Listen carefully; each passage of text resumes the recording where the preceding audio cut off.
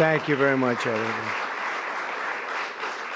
And I'd like to start by saying that our country is doing very well. Things are, as you can see, doing quite well. Please sit down.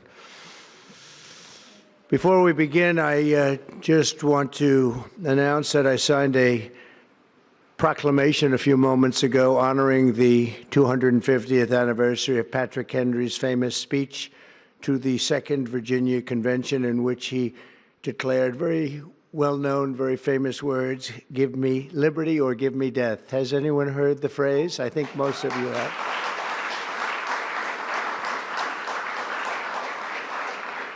And moments ago, I also signed an executive order to dramatically increase production of critical minerals and rare earths. It's a big thing in this country, and as you know, we're also signing agreements in various locations to unlock rare earths and minerals and lots of other things all over the world, but in particular Ukraine. We're doing very well with regard to Ukraine and Russia, and one of the things we are doing is signing a deal very shortly with respect to rare earths with Ukraine, which they have tremendous value in rare earth, and we appreciate that.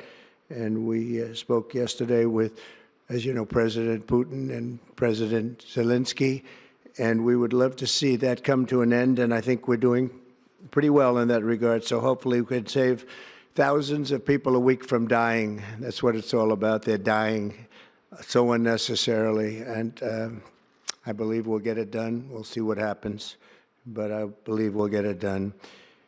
Today we take a very historic action that was 45 years in the making. In a few moments, I will sign an executive order to begin eliminating the Federal Department of Education once and for all.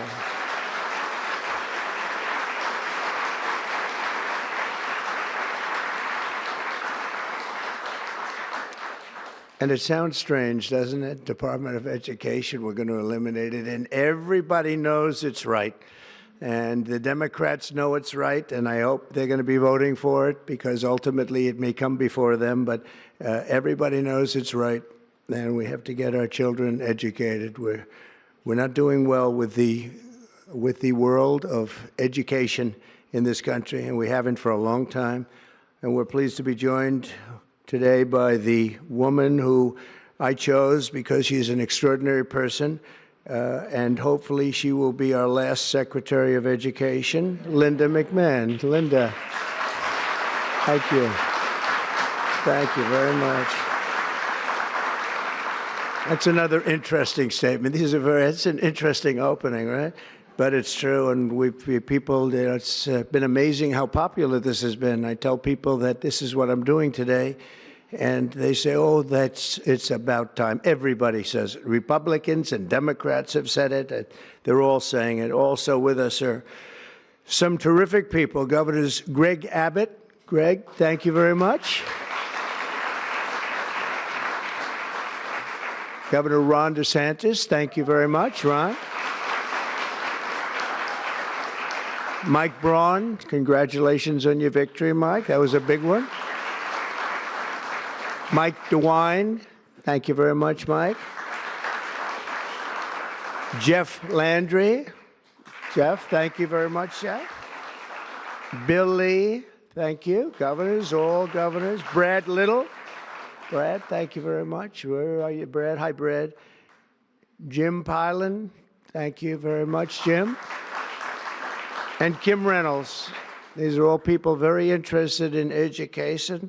And I even see Dan Patrick over there, my friend Dan Patrick. We're joined also by Representatives Tim Walberg and Virginia Fox, Rick Allen, Michael Rulli, and again, Dan Patrick. Thank you very much, Dan. You've been a great friend of ours. And State Attorneys General Ken Paxton. Ken, I see you there. Andrew Bailey. Andrew, what a job you've done, Andrew. You have some good cases going. You've done a great job. Thank you very much. And co-founder of Moms for Liberty, Tiffany Justice. She's been a hard worker. Thank you. Thank you, Tiffany.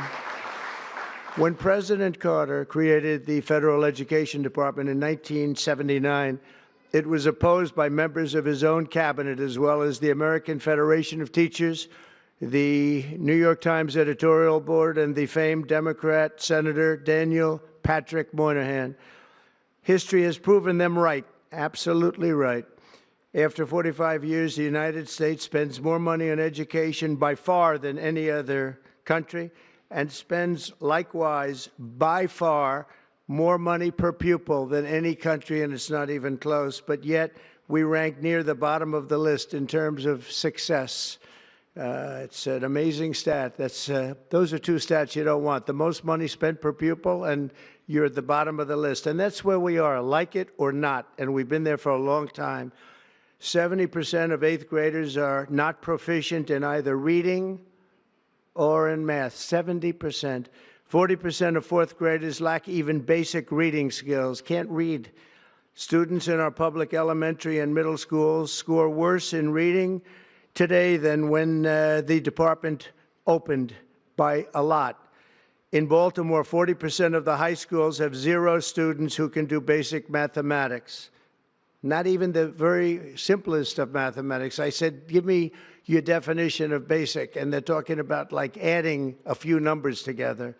Despite these breathtaking failures, the department's discretionary budget has exploded by 600% in a very short period of time, and it employs bureaucrats in buildings all over Washington, D.C. And as a former real estate person, I will tell you, I ride through the streets of Washington and it says Department of Education, Department of Education. I said, how do you fill those buildings? It's crazy what's happened over the years. I'm pleased to report that after offering these federal employees 2 generous buyout options, and they were very generous, and they're good people, but they were very generous. My administration has initiated a reduction in force, and we're already cutting numbers that were really surprising to a lot, that we were able to do it so successfully. And we've cut the number of bureaucrats in half. 50% have taken office, which is great. Thank you. Under the action I'm taking today, a small handful of Democrats and others that we have employed for a long time, and there are some Republicans, but not too many, I have to be honest with you. But the department's useful functions, and such as, and they're in charge of them: Pell Grants, Title I funding, resources for children with disabilities and special needs will be preserved, fully preserved. They're all going to be so. If you look at the Pell Grants, it's supposed to be a very good program. Title I funding and resources for children with special disabilities and special needs, they're going to be preserved in full and redistributed to various other agencies and departments that will take very good care of them. And that's very important to Linda, I know, and it's very important to all of us. But beyond these core necessities, my administration will take all lawful steps to shut down the department. We're going to shut it down, and shut it down as quickly as possible. It's doing us no good. We want to return our students to the states, where just some of the governors here are so happy about this. They want education to come back to them, to come back to the states, and they're going to do a phenomenal job. You know, if you look, Denmark, Norway, Sweden, I have to tell you, I give them a lot of credit. China's top 10. And so we can't now say that bigness is making it impossible to educate, because China is very big. But you have countries that do a very good job in education. And I really believe, like some of the governors here today, from states that run very, very well, including a big state like Texas, but states that run very well are going to have education that will be as good as Norway, Denmark, Sweden, and those top, Finland, those top countries that do so well with education. I think they'll do every bit as well. And what do you think about that, Governor? Do you agree? I think so. Ron, do you agree? I think so. Florida? Iowa? That's right. I really believe that. They'll be as good as any of them. And then you'll have some laggards, and we'll work with them. And we can all tell you who the laggards will be right now, probably, but let's not get into that. but we'll work with them, and we're going to make them, they'll do a job. I think they'll do a job, and they'll go to sections of the state. For instance, New York, you'll have a Manhattan, and you'll have a Suffolk County, and you'll have Nassau County, and you'll have Westchester County. You'll do 4 or 5 or 6 of them. You have upstate New York, and those counties, I think, are going to do very well. And I think ultimately Manhattan should do very well. But we'll break it down into sections, and I think it'll be really, really good. And they're going to be probably the tougher ones, but I think they have a chance to do really well. But we're going to be returning education very simply back to the states where it belongs, and this is a very popular thing to do, but much more importantly, it's a common sense thing to do, and it's going to work. Absolutely, it's going to work, and I can tell you from dealing with the governors and others in the state, they want it so badly. They want to take their children back and really teach their children individually. Probably the cost will be half, and the education will be maybe many, many times better. So we look forward to this. I want to just make one little personal statement. Teachers, to me, are among the most important people in this country, and we're going to take care of our teachers. And I don't care if they're in the union or not in the union. That doesn't matter.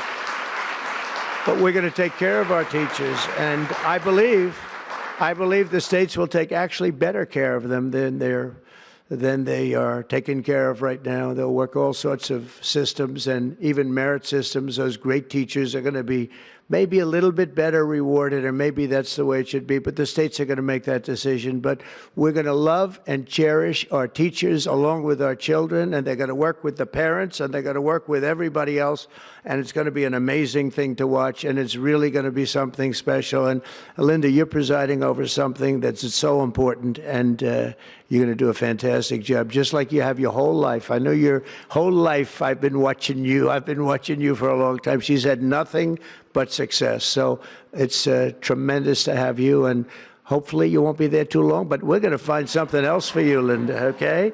So this will conclude what we are talking about with respect to our most cherished group of people, and that's our children. We want to have our children well educated. We want them to love going to school. We have examples of it. Look at those beautiful, bright-eyed faces. They are so smart. They're so smart.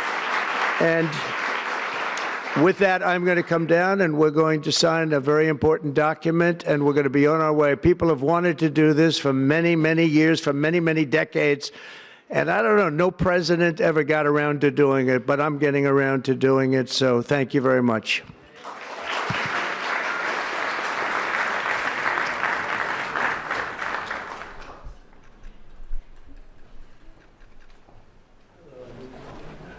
Good-looking people here.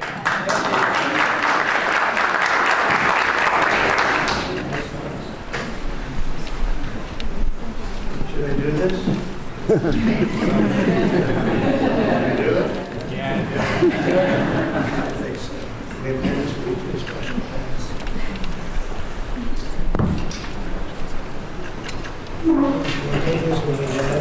was very lucky. I signed another document that turned out to be very good for the country, and I said, let's use that same pen. I don't know, is anybody superstitious? Ron, are you superstitious?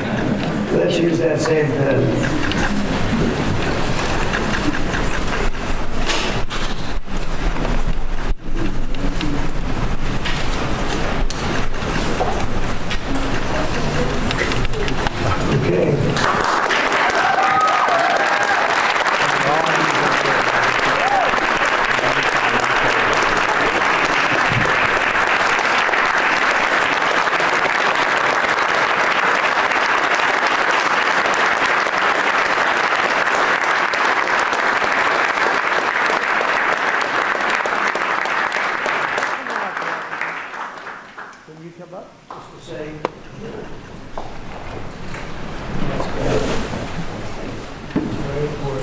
Big factory here. Good luck. Good luck, man.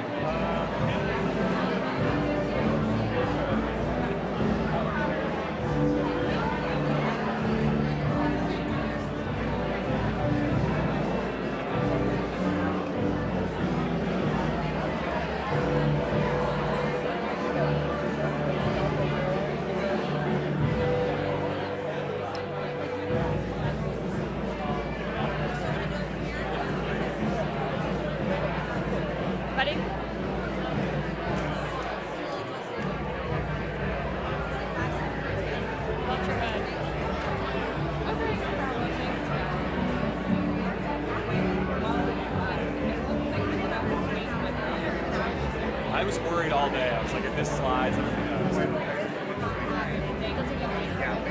It's fine. Whatever. I can stand this way. What? I'm here inside the East Room. President Trump has just signed an executive order to begin the dismantling of the Department of Education. He can't fully show it down. Let me start over. We just start over. Don't make it more complicated than it has to be. I'm here inside the East Room where President Trump just signed an executive order to begin the dismantling of the Department of Education. He can't simply shut it